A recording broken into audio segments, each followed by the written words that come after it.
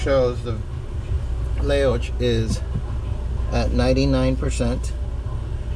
Has a couple of computers that are idle right now, and it is not charging, but the indicator up here shows that it is connected. So now we're going to physically disconnect it from the back of the unit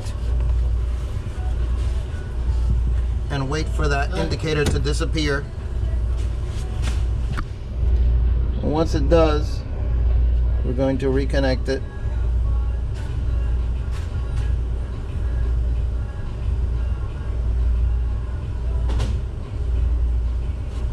So now that it has disappeared, we're going to reconnect it.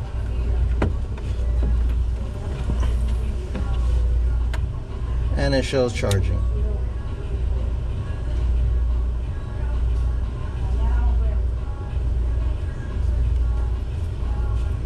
And it will stop charging at some point all on its own.